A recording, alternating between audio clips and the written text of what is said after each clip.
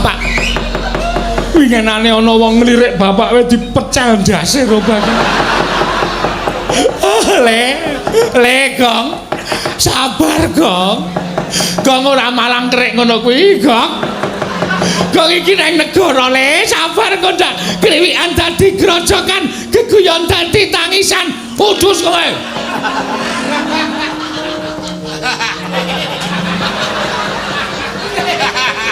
Tekene ra tekan, Gong. Iya aku sing ora menawi kiranging tata krami kula nyuwun pangapunten wilujeng niring sambi kula sowan kula tebih saking Rubeda namung keparenga kula ngaturaken sembah sumung keming pangabekti kula kunjuk sandhap padha paduka Gusti kula sanata ing ngamarta Prabu Darma Kusuma. Iya Panakawan Petruk ndak tampa ora liwat pangestuku tampanana kula pundika jimat paripe dayan ing kasantosan karo sapa kali adik kula Bagong. Gong, ora ngawur lho le omongan. Iki nang negara utawa ning kraton. Aku iki wis tuwa dadak tok weling terus. Wis ngerti empan papane. Ya syukur. Panakawan Bagong. Padha arja sak praptanira Panakawan. Tansah pinayunganing kawidadan ing sambi kala sawanipun ingkang abdipun Bagong. Ngersanipun sinuwun Prabu Darma Kusuma kepareng kula ngaturaken sembah sumung kemeng pangabekti kula kunjuk sandhap pepoda paduka Gusti kula ingkang sinuwun Prabu Puntadewa. Iya Bagong ndak tampa pangestuku tampanana kula pundhingga jimat paripe dayanana ing kasantosan sinuwun. Panakawan Petruk padha harja pangestunipun Ndara Kresna wilujeng bekti kula kunjuk. Iya Petruk ndak tampa. Ora liwat pangestuku tampanana nuli kula pundhika jimat paripin dayanana ing kasantosan. Panakawan Bagong padha harja pangestunipun Ndara Kresna wilujeng bekti kula kunjuk sinuwun. Iya Bagong ndak tampa pangestuku tampanana nun inggih sanget anggen kawula mindadosaken jimat paripe. Petruk Kanung Bolong padha harja sapratamu. Sinuwun Mandura wilujeng bekti kula kunjuk nggih Den. Ya Petruk ndak tampa ora liwat pangestuku tampanana nun inggih sangat anggen kawula dadosaken jimat paripe. Punakawan Bagong padha harja sapraptamu. Pangestunipun Ndara Baladewa wilujeng bekti kula kunjuk nggih sinuwun. Ya tak tampa. Pangestuku tampanana nun inggih sanget anggen kawula dadosaken jimat paripe. Biasane kowe karo Sinuwun Mandura iki gelut sik. Iki kok ora. Ya ora kabeh ngono terus nganggo diselani. Lah iya. Petruk. Nun, slamet tekamu. Wilujeng bekti kula kunjuk. Ya Petruk tak tampa. Bagong padha harja sapratamu.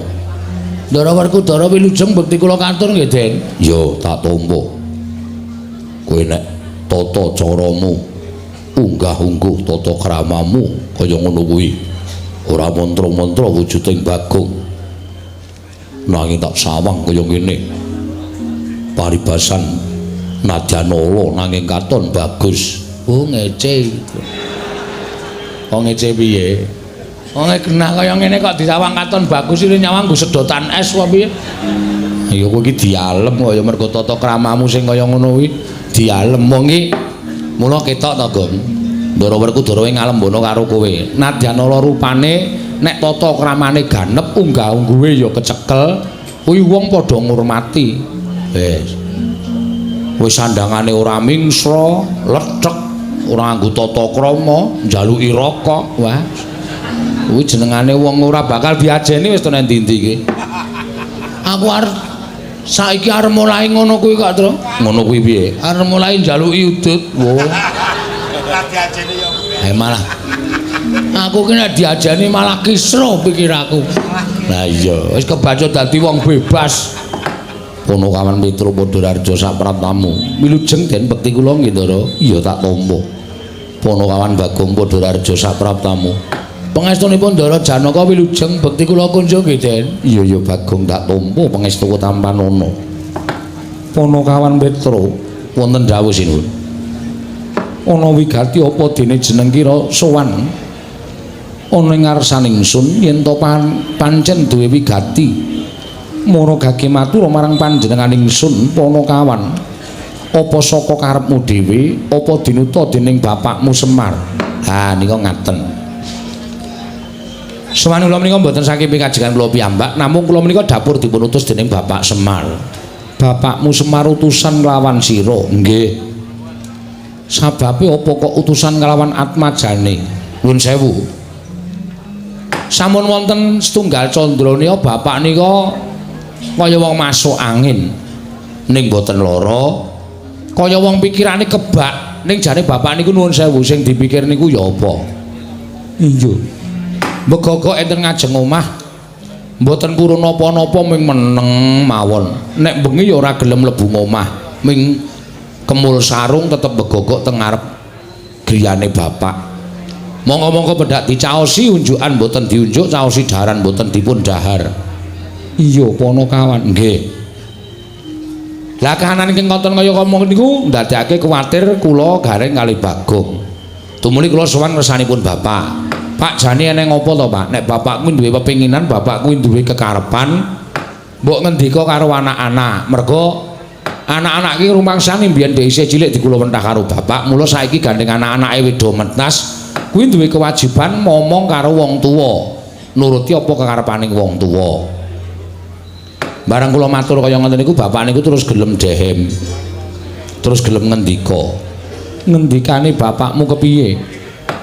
Ngene le, jane aku ki meneng bae iki ora kok mikir kahananku dhewe ora. Aku duwe penjaluk apa-apa, duwe pengenan apa-apa ku ya ora. Wong nyatane aku ki ya wis tuwa. Arep ngopo to wong tuwa kuwi? Ning ngerti ya, bapakmu ki duwe kewajiban dadi pamomong tumraping para pepundhenmu Pandhawa. Bapakmu iki tukang ngomong pepundhenmu Pandhawa. Negara Ngamarta kuwi biyen negara sing kondhang kawenang-wenang. Negara ingkang kondhang panjang punjung pasir wukir lo jinawi gemah ripakarta tata raharja. Ning pirang-pirang taun niki kok negara Ngamarta iki ora kaya adat sabene. Negara Ngamarta kuwi wis beda kaya biyen. Papan-papan sing maune tentrem, papan-papan sing maune guyub rukun saiki sawangen. Ngendi-endi dalan padha bendak sirah, ngendi-endi padha regejegan, ngendi-endi padha gelut ming perkara bab sing sepele. Mongko papan-papan panembah ora padha diparani, sing dipaparani papan-papan maksiat. Tak anggap yen to kawula sak negara Ngamarta kuwi wis padha krisis moral. Krisis moral, nggih. Kuwi apa, Petro? Oh iya lali aku. Biasane aku ki omong karo piyai-piyai terpelajar. Lah iki nalindra, mongko nalindra wayang, ayo krisis moral ora ngerti. Krisis kemanusiaan. Kuwi apa? Manusiane krisis. Iya. Piye ya le jelaske, Gong? Ah kono terserah. Wis pokoke kawula negari Ngamarta niki sakniki lagi ora iso didandani, nggugu karepe dhewe, ngudel bingung numbuk bentus. Apa sing dilakoni dianggep bener. Mongko ora gagas bener kuwi enten pirang-pirang bener sejak benere dhewe, benering bebrayan lan bener sejati. Cobi wonten pundi-pundi papan negari Ngamarta menika mung perkara bab ingkang sepele wekasan dadi gawe. Mung perkara bab sing waune iso dirembuk sarana bedamen, nyatane dadi regejegan dadi peperangan. Niku negari Ngamarta. Lah, Ngamarta sing kaya ngene iki nek ora tak dandani, Truk, iki negara kuwi bakal remuk bubuk dadi rempon. Mula aku diniat bangun kayangan. Lah kula kaget. Kena ngopo kaget? Lah nggih to. Wong bapak niku wong sekeng, wong ora duwe, bapak niku wong melarat, bapak niku mung nuwun sewu gedibal. Kok arep bangun kayangan niku terus probiyane saking pundi? Saderenge kula matur ngersane bapak wis paring dawuh. Sik, kowe aja kaget. Aku bangun kayangan iki ora kok bangun papan sing magrong-magrong. Papan sing dumadi saka jamrut hergeni saka mas mutiara ora. Bangun kayangan ki ming saloka utawa salokaning tembung. Tegese negara Ngamarta ki arep tak bangun kayangan. Kayangan ki papan sing kebak kanikmatan, kebak karukunan, ora ana rasa diya diniya, ora ana ora rasa sing ora kepenak, anane ming sarwa kepenak. Mula aku pengen negara Ngamarta ki kawulane uripe mbane ana ing kayangan. Ngoten niku. Iya Petro, nggih. Lah terus Kersamu piye Pak? Kula matur ngoten. Terus Bapak ngendika, "Ning aku njaluk kowe karo Bagong tak kongkon ning negara Ngamarta." Merga sing dadi makuthaning bangsa Ngamarta kuwi Sinuwun Prabu Darmakusuma sak kadang-kadian Pandhawa 5 cacahe. Mula aku nyuwun Pandhawa 5 cacahe rawuh ning Karang Kadempel sinambi mundi pustaka Jamus miyang jimat kelima sada. Mergane apa? Pandhawa tak jak nyaketi gumregahing para kawula. Pandhawa tak jak nyaketi gumreguting para kawula nggone padha bangun negara. Merga apa, Tru? Kawula ora butuh diwenehi brana picis. Kawula ora butuh diwenehi bondo donya. Ning kawula iki butuh dicedhaki rasane dening pengarepe, dicedhaki atine, dikaruhke rasane dening pengarepe. Nek pengarep-pengarep kaya para Pandhawa niku remen ngaruhke kahananing para kawula, kawula niku bakal percaya kalian para Pandhawa wekasan gumregut gumregah bangun negara, negari Ngamarta mujudake negari ingkang adil makmur warata tias bagya mulya. Dados sowan kula mriki menika namung badhe mboyo ngepundhen kula Pandhawa gangsal cacahipun supados rawuh wonten ing Karang Kadempel sinambi mundi pustaka Jamus miyang jimat kelima sada. Cekap semanten atur kula mbok menawi wonten klenta-klentuning atur nyuwun gunging samudra pangaksami. Cekap semanten akhire ngatur kula wassalamualaikum warahmatullahi wabarakatuh. Iya Petro nggih. Wis Gong, kowe kok kaya ora aktif to? Mengko dhewe tengkas. Apa urung-urung kok kon aktif? Ampun sae rung tuku kok aktif. Maksude kowe kuwi lho ora kok HP-mu ya ora, HP duwe pertamae glelenge ra jamak-jamak. Sapa-sapa dipoto, sapa-sapa dijak selfie. Marah dadi. Ha iya. Mengkari ngenteni dawuh Sinuwun Prabu Darmakusuma. Heeh. Mengkari ngenteni dawuh Sinuwun Prabu kersa lenggah eneng Karang Kadempel apa ora? Petro dalem. Pandhawa kuwi ora mung ngaku ijen. Oh nggih. Nanging 5 cacahe. Werkudara, Janaka kelawan kembar. Oh mestinipun ngaten. Aku tak taren karo adi-adiku dhisik ya Petro. Kula semanggaken Sinuwun, malah langkung prayogi. Werkudara, oh. Piye Dimas miturut penemuning si Adi? Rasa dadak nganggo mbok tari. Apa sing dadi gegayuhane Semar kuwi luhur. Ayo mangkat merono bareng Pandhawa 5 mundi pustaka Jamus kelima sada. Petro, nun. Omongo karo bapakmu.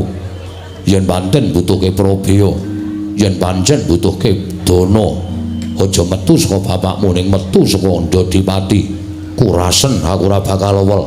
Petro kandhara bapakmu nggone bangun kayangan yen perlu Prabeya saka Janaka Madukara ya ora bakal kurang. Petro kantong bolong kandha karo bapakmu. Yen Ndadipati Madukara isih kurang, mengko kasatriyanku digadhekke dhisik ya ora apa-apa. Kanggo kecukupaning bapakmu Petro. Alhamdulillah. Gong, poin Gong. Lumayan. Aku arep daftarke dadi bendahara lho. Bendaharane sapa? Bendaharane Semar. Oh, ngono ya. Heeh. Lah Semar nek nyekel dit grusah-grusu kowe. Nek ra aku sing nyekel wis ora bakal teriasasi terus. Nah, samangane rasa sok aneh-aneh. Ora bakal tersalurkan ning nggon pembangunan kayangan, malah ming remuk ora karu-karuan. Nggih, matur sembah nuwun sinuwun. Malah samangke daya-daya dinten mangke monggo kula dherekaken ninggal budal wonten ing Karang Kadempel Sinuwun Prabu Darmakusuma. Panakawan Petro wonten dawuh. Satemene bingung penggali ingsun sebabipun sadurunge kowe prapta iki mau Koko Prabu uga kepareng rawuh uga mbutuhake pustaka Jamus miyang jimat kelima sada. Oh ngaten. Iya. Kangge napa?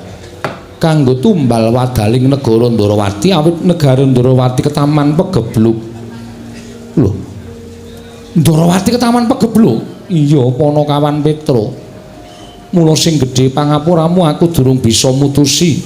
Krana Koko Prabu isih kepareng lenggah ning Praja Ngamarta uga ngantu-antu kelawan apa kang dadi aturku munggo babakan pustaka Jamus miyang jimat kelima sada Petro. Oh, wis. Gong, nol besar. Piye maksudnya? Awak dhewe bali kukut iki. Kok kukut? Le sowan mrene kalah dhisik karo Sinun Prabu Ndarawati. Sebabe Sinun Prabu Ndarawati ya mbutuhke pustaka Jamus Klimasada. Lho. Ha kanggo ngapa? Ndarawati ke Taman Pegebluk. Ndarawati ke Taman Pegebluk? Heeh. Terus isane Waluya Nirmala Temah Jati, Jati Temah Mulya, nek Ndarawati ditumbali pustaka Jamus miyang Jimat Klimasada. Monggo le rawuh dhisik Sinuwun Ndarawati tinimbane awake dhewe. Ngamarta ki peraturane iki antri kok, Go.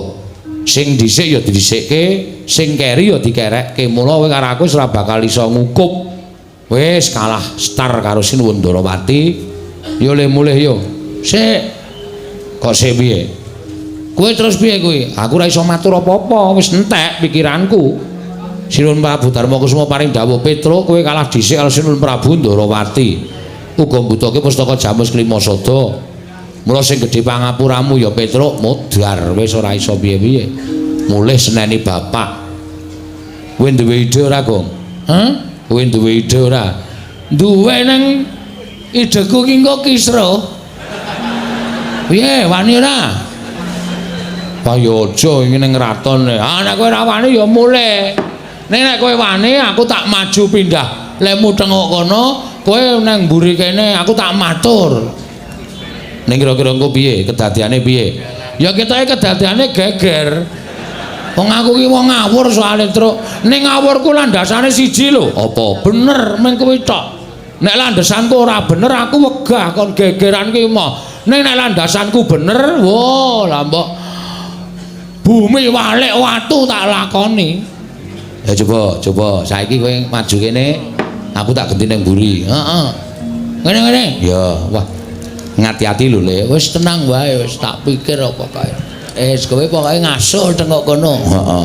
Midhangetke pidatoku. Oh iya.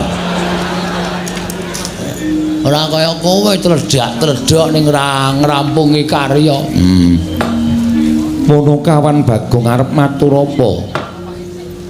Lho namung dados wakilipun Petruk kok Sinuwun. Iya. Kula ajeng nyuwun pirsa. Sinuwun Ndarawati rawuh mriki wau ajeng napa? Nyuwun ngambil pustaka Jamus Klimasada. Kagem dienggo tumbal negara Ndarawati. Sebabe Ndarawati kenging napa? Kena pagebluk. Stop. Cekap semanten mawon kula tak mangsuli nggih. Iya Bagong wangsulana. Siji. Panjenengan percaya Ndarawati ke Taman Pegebluk? Mesine percaya Koko Prabu kuwi kadangku sepuh. Arep kadang tuwa iki nuwun sewu. Isa lho ngapusi. Dasarmu apa kok kowe wan matur kaya mengkono? Ngaten, dasar kula mang penggalih.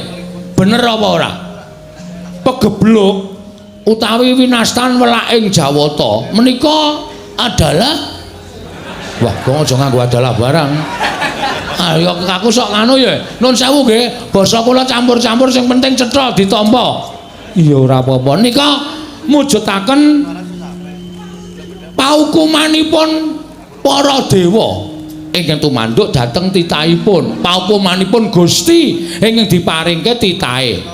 Apa ta sebabe kok ke Taman Pegebluk? Merga wewengkon kono menungsane wis ora iso didandani. Kon manembah ya ora gelem, kon tumindak apik ya ora gelem, anane mung tumindak ala, anane mung tumindak jahat. Niku Gusti mesti paring hukuman kagem wewengkon mriku, saengga wewengkon mriku dipun sebat ke Taman Pegebluk.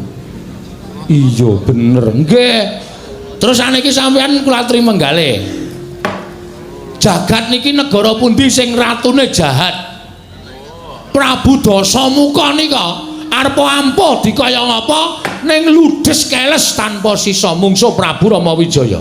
Niku tegese Prabu Ramawijaya niku dadi utusane ngadil menehi hukuman kagem Prabu Dasamuka sak wadya balane sak rakyate. Iya. Ngastina niku sing dadi ratu Prabu Duryudana. Niku ratu jahat, Kurawa niku angkara murka. Niku ora ke Taman Pegebluk, ayem-ayem mawon, tentrem-tentrem mawon. Terus saniki panjenengan penggalih. Ndarawati apa bedane karo Ngastina? Bedane apa Bagong? Wah, lah iki piye to iki kok takon terus? Aku asline cerdas ming sok gaya ta, Tru? Ah iya. Bedane Ndarawati kali Ngastina, nek Ngastina niku ratune jahat sing kudune entuk pagebluk, nek Ndarawati niku ratune ratu sing dititisi dewa. Teng jagat menika sing ngagem asma Sri Bathara menika mung loro. Siji Sri Bathara Bagong. Mantil jasmu. Sri Bathara Rama Wijaya, angka loro Sri Bathara Kresna. Ngoten. Niku ratu sing ketitisan Sang Hyang Bathara Wisnu. Lah, sapa ta Wisnu? Wisnu niku dewa ingkang tukang nentremke jagat, dewa sing gede kewajiban memayu-ayuning jagat. Niku Bathara Wisnu. Nah, pertanyaannya, iki nek ora ngene iki ra jelas ya, Tru. Ah iya. Ora apa-apa. Ngastina sing dadi ratu-ratu jahat ora ketaman pegebluk kok Ndarawati sing dititisi Sang Hyang Bathara Wisnu kok negarane ketaman pegebluk. Niku perlu dicek dulu. Sampun ngantos sampean kelintu. Ah saklajengipun Pustaka Jamus Klimasada niku panggesanganipun para Pandhawa. Pustaka Jamus Klimasada menika panguripane para Pandhawa. Ora kok Pandhawa tok. Ning rakyat Ngamarta niku ya padha gumantung karo Pustaka Jamus Klimasada. Pustaka Jamus Klimasada ajeng diparingi Sri Prabu Ndarawati ming dienggo tumbal. Mongko dienggo tumbal niku apik-apike ming dipendhem. Nek dipendhem niku ora iso bali. Nek ra iso bali, Pandhawa kelangan Pustaka Jamus Klimasada. Nek Pandhawa kelangan Pustaka Jamus Klimasada, wong sing ora seneng karo para Pandhawa arep gawe kapitunaning Pandhawa, angel mijet wae ngranti suwe banyu sinaring. Nggih mboten? Iya Bagong. Nah, mulai dipenggalih. Ampun grusah-grusu. Terus saniki Semar. Semar niku mbutuhke Pustaka Jamus Klimasada bareng kalian para Pandhawa. Berarti Pandhawa mboten pisah kalian Pustaka Jamus Klimasada. Omongan sing tirik-tirik kula omongke menika garis bawahi benang merahipun inggih menika Ratu Ndarawati. Nuwun sewu, sing ratu ketitisan dewa kok negarane ketaman pegebluk niku menimbulkan sawijining sasamainge no. Sabar. Aku ki arep Indonesia apa Jawa? Jawa wayang kok Indonesia. Mujudaken nuwuhaken satunggiling pitakonan. Apa bener Ndarawati ketaman pegebluk? Angka loro sing perlu dipun garis ngandhapi. Nggih. Garis ngandhapi. Garis bawah iki nek basa Jawa garis ngandhapi to. Oh iya. Sing perlu dipun garis ngandhapi nuwun sewu lho. Nuwun sewu niki mboten ngarani. Ya nek niki Kresna tenan. Nek dudu wis kebacut maringke Pustaka Jamus Klimasada, wis kebacut maringake pustaka percaya karo Sri Prabu Ndarawati jebule dudu Kresna tenan. Lah, panjalmaning mungsuh sing mung kepengin gawe kapitunaning para Pandhawa, Pandhawa ora ngerti. Pustaka Jamus Klimasada ilang, Pandhawa ora ndek kekuatan. Lah, wong sing ora seneng karo Pandhawa arep gawe kapitunaning Pandhawa, angel mijet wae ngranti. Ayo. Piye? Piye kok meneng wae? Iki karo ratu kok njur piye kok meneng wae ora? Pripun? Cocok mboten omongan kula. Kula niku waton gelem omong, gelem matur, ning kula anggere duwe waton. Nek ora duwe waton ya kula ora bakal gelem matur, ngoten. Nek niki panjalmaning mungsuh, pustaka wis kebacut digawa, lek arep goleki nendi, lek arep ngelarah nendi. Ah, ngrekoso. Wis Kurawa krungu Pandhawa kelangan Pustaka Jamus Klimasada. Kurawa tumindak elek, Pandhawa kesia-sia. Kasangsaning Pandhawa ngembet kawula sak negara Ngamarta. Kawula uripe wis ora tentrem, digawe bubrah merga sampeyan nuwun sewu kirang lantip panggraitane, kirang cetha paningale, nyawang dhateng sinten kemawon sinuwun.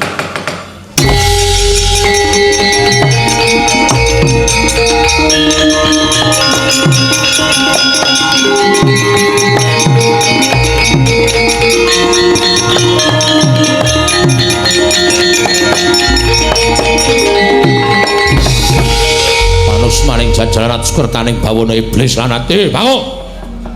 Bagong. Kono tru rampungi. Lho kok rampungi piye ta kowe iki? Kowe kuwi sing ngomong oke-oke kok rampungi. Nesu e wonge. Ha nesu kowe ngelokke ngawur kok. Kowe ngarani Sindrawati barang palsu ya anggapmu apa? Wis kono tandangi. Kowe piye? Lho aku ora ngomong apa-apa kok. Wegah aku nek tok duwaya ngono kuwi. Cah jireh ora. Oke. Kamu duduk situ. Iya. Tak wangsulane. Ngene nek kok gelut kowe ya, Tru? Us. Nek gelut kok aku ora. Aku cilik ya kalah musuh iki. Cilik kae arep nek gelem menang ya iso menang. Bagong. Ono kawan Bagong. Wonten dawuh, mboten sah seru-seru. Kula dereng budhek kok. Aku ngerti yen kowe durung budhek. Ning nggonku bengok sore iki mergo aku nesu karo kowe. Wah, lah ngerti kula. Wong pasuryane abrit kaya ngoten. Kowe mau muni piye? Kowe mau muni piye? Kowe muni piye? Kowe mbalekno rembugmu. Waduh, lali wong mboten kula catet kok ya. Masa wong ngomong kon baleni saka awal ya wis ra kelingan mbok pinter kaya ngapa iki? Wis ora kelingan. So sampean kula ajeng nyuwun prisa sampean kok getak-getak niku wonten apa? Enten apa? Masalah ya apa? Yen ora kleru kowe mau keri dhewe muni yen kok kowe ngarani Yayi Prabu Ndrawati iki panjalmaning mungsuh. Yayi Prabu Ndrawati iki panjalmaning mungsuh ingkang bakal nglembut pustaka Jamus Minang Jimat Limasota. Ya ora? Ayo muni yo. Muni ya apa ora? Heeh. Pripun? Anggepmu apa? Anggepmu apa kowe ngarani Yayi Prabu Ndrawati iki panjalmaning mungsuh? Anggepmu apa? Kowe ora ngilo karo derajatmu, kowe iki mung batur. Kok ngarani Yayi Prabu Ndrawati iki panjalmaning musuh? Sik ta. Nuwun sewu kula arep takon sing jejuluk Prabu Kresna niku sinten? Yayi Prabu Ndrawati. Sing tak arani palsu? Yayi Prabu Ndrawati. Sing tak arani kowe ora duka kok sampean wong liya nesu-nesu iki ngapa? Ngapa kula tak takon? Yayi Prabu Ndrawati iki adikku. Kuwi kadangku Taruna, wis ngerti. Terus karep sampean piye? Aku ora trima. Tantrimaning Baladewa kowe kudu nampa pahukuman. Belum, ora luput kok dihukum. Cangkemmu sing luput. Iki pancen cangkem elek kok iku. Gong kowe iki pola gawemu iki marai nesu lho kowe. Kowe mbok ora konyol kaya ngono kuwi lho. Truk cangkeme. Patuhnya lho kowe. Nang sekolahan kok omongane saru. Konyol. Oh. Tak kira lambene Bagong ora. Terus nek sampeyan ajeng duka sampeyan ajeng napa? Aku ora nrimake. Kowe bali, kowe minggat. Kowe aja pisan-pisan ngayonake pustaka Jamus Minang Jimat Limasota. Nuwun sewu sinuwun. Sampeyan ya dayah, kula ya dayah. Sesama dayah niku dilarang mendahului. Sesama dayah niku dilarang unek-unek wong sampean ya mung entuk wedang segelas, kula ya mung entuk wedang segelas. Lah kok sampean nesu-nesu sak penake dhewe niku nuwun sewu. Kula salah napa? Kula kleru napa? Sing kula unekke Sunan Prabu Ndrawati kok sampean dadi murka kaya ngoten. Murka wae. Mergo kowe wani kurang ajar Yayi Prabu Ndrawati. Mergo kowe wani kurang ajar Yayi Prabu Ndrawati. Iblis kowe kere kok. Cangkemmu dilangap-dilangap kaya bedet suwun Bobat Tegalan. Ndrewili kaya grojokan. Kowe wani nges marang Yayi Prabu Ndrawati kanggemu apa? Kowe ora ngilo karo gicokmu, kowe iki mung batur, kowe mung Panakawan, kowe iki mung kere. Wis ngerti. Kan biyen aku kere, terus arep ngopo? Lho, malah ora basa. Sampeyan suwe iso mangkelke kok. Ora basa karo sampeyan aku ora kualat wong tuwa Bagong bangane Baladewa. Lho, nek ngono kowe wani karo Baladewa? Mboten ajeng wani. Lah kowe wani sekecap padha sekecap. Kowe wani wangsulan karo Baladewa padha karo kowe wani karo Baladewa. Mboten sinuwun tiyang agung kula mboten wantun kalian panjenengan. Ning nek panjenengan niku ngunekke kula kaya ngoten niku sabaraning menungsa niku wonten watese. Sing jeneng kula Nuraga duwe wates kok kesabaraning menungsa ora duwe wates. Ngoten. Kula niku wonten watese nek kula wis entek kesabaran kula nggih nuwun pangapunten nek pancen kula wani kalih panjenengan. Nek kula wani karo aku ya ngadeg jejeg. Ayo, aja ndeplok nang isor. Nek wani karo Baladewa, ungalno dadamu. Piye, Tru? Asa karepmu. Iki piye iki kok yo sak karepmu? Ngono nek geger tandangi wong loro ya, emoh. Telek. Ora sembodo karo le mangkat mau le ana apa-apa tanggung wong loro, ana apa-apa tanggunge dhewe. Ana minggat mulai ana. Cah jireh ora. Sampeyan muni pripun? Nek pancen wani karo aku ayo ngadeg jejeg padha karo aku. Oke, mengadege kok angel, Mas. Anggepe kaya kula niki wedi karo sampeyan. Wah, bagus, bagus. Weh, ngece nek iki. Wis ngerti Bagong rupane kaya nek duneke bagus. Kowe wani padha sekecap karo Baladewa. Wani malang krek ngarepe Baladewa. Tegese kowe wani karo Baladewa. Mestine wis tak waneni wong sampeyan yo ngeyel kok. Sampeyan niku kok kaya sak penake dhewe karo wong cilik kok sak gebyau ya sak penake dhewe. Oh alah. Dumek kula ming kawula cilik duneke wong kere, wong gedibal, wong melarat. Mbok sadar sinuwun. Mekutha sandangan sing apik sing mangagem niku sok nek ngadep sing gawe urip niku ora kanggo. Di mata Tuhan kita itu sama-sama manusia. Neng mergo sampean kedenuan derajat pangkat neng donya niki dibedake antaraning piyayi karo kere. Neng nek piyayine ora iso nglungguhke karo kerene nuwun sewu, kere ora wedi karo piyayi.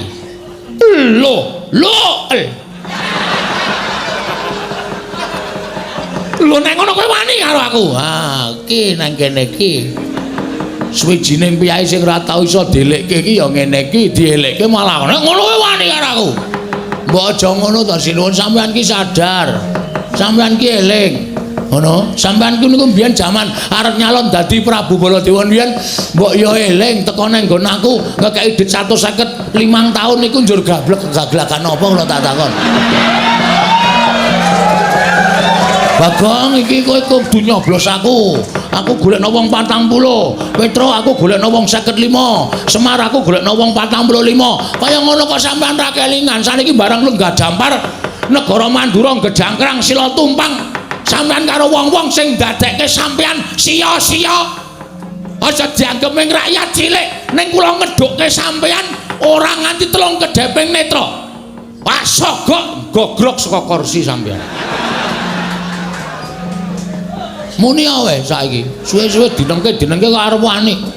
Ngerti Bagong wetenge lara ket sore mau kok malah gawe masalah. Aku nek nesu ngene iki ora ngerti lara, ora ngerti wong anggere ana panganan mari. Kok nekat anggere panganan kok mari. Rumangsane ora anggepe sak penake dhewe. Wis saiki tak takon karo kowe. Kapan kowe omong nyata? Kapan? Bagong yo nek kowe milih aku kene pojokan tak kei cakruk. Wis umum kene iki tak ganti nganggo kloset. Sprene isih mancek watu. Nyok kena banyu nyok ora, nyok kena banyu nyok ora. Manut ombake. Ora terrealisasi babar blas. Manusia macam apa kan? Wah, aku malah suwe-suwe tratapan gong. Arep dadi apa kowe engko nek omonganmu kaya ngono kuwi. Nya. Satu seneng ngegrab minggat ngono. Lho kok digawe decal kon ngegrab. Wah iki ngisru-ngisru ya, Tru. Aku wis menteng-menteng wani tenan, malah kowe sing jireh, kowe sing wedi. Rasa nyangkem meneng. Iya.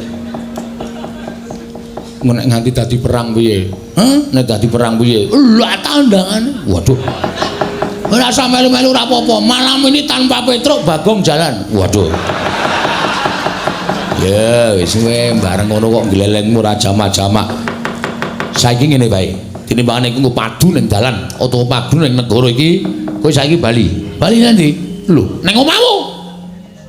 Bali kondo karo bapakmu. Bali kondo karo bapakmu. Bapakmu kon murungke le mbangun kayangan. Bapakmu kon ngilo karo cengele. Kon ngilo karo gicoke. Semar ki ming Gedibal, bapakmu ki ming kere. Bapakmu ki wong ora duwe. Kok arep bangun kayangan ki bapakmu ki gablek apa? Bapakmu ki duwe apa, Bagong? Kondo, kon gagas karo kanane, cecak nguntal cagak, cebol kayu wulan, utong etong lintang, tangan kelakone cepak wuruke. Bong, bong, le sadar le, le.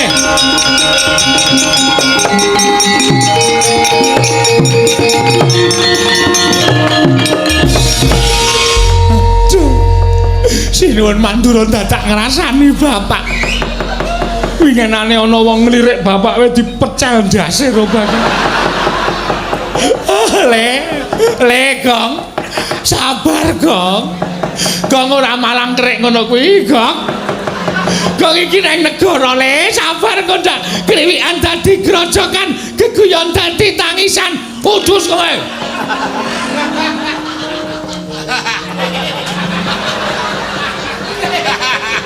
Tekene ra tekan, Gong. Iya aku sing ora seneng.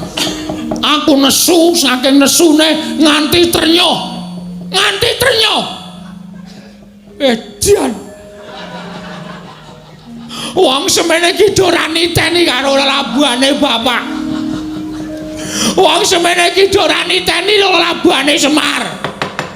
Semar sikir dinggo sirah-sirah dinggo sikil, momong Pandhawa, momong Ndarawati, momong Mandura. Ning bareng wis do mukti, do lali karo sing momong unek-unekke Semar wong saking, wong ora duwe. Semar ki wong goblok.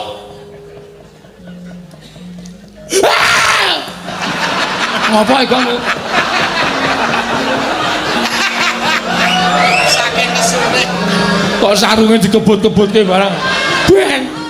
Aku ki kaya arep nesu ning nesuku caraku piye, Tru? Wis bayangno, mangkel tenan aku. Bala dewa menungsa ora tatanan. Lho, Bagong. Ayo nang kowe. Nek wis nyenggol bapak iki wis beda perkarane. Nek aku tok nyewe ora masalah. Nek gandeng kowe wis ngece karo bapak. Sedungo bathuk senyari bumi. Nadana mung sedungo jembaring bathuk. Nadana mung sanyari jembaring bumi. Tatotai pecating nyawa mlabaring ludi. Lho, kowe lah malah menteleng matane. Matamu kowe.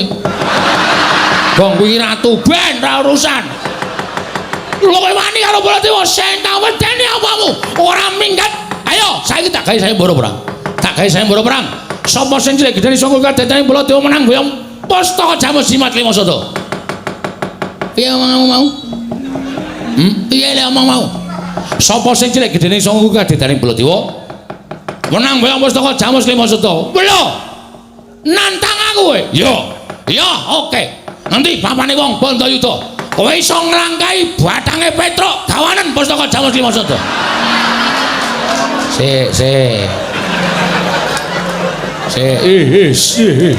Halo. Kok dadi bacangku? Kok mati urung ya ora apa-apa. Lho ora apa-apa. Nek nantangke nglangkai batange dhewe ora batange wong liya. Ku jenenge matekke wong liya ora. Amamu ni piye? Nek iso nglangkai batange Petruk, ameng salah kata. Maksudku badange Bagong las kowe iki senengane nyemelangi ora. Nanti pawane wong neter kadedean. Nanti pawane wong neter kadedean. Omonganmu iki piye? Nanti papane wong neter kadedean metu Jawa, ora metu Jawa gretel negara.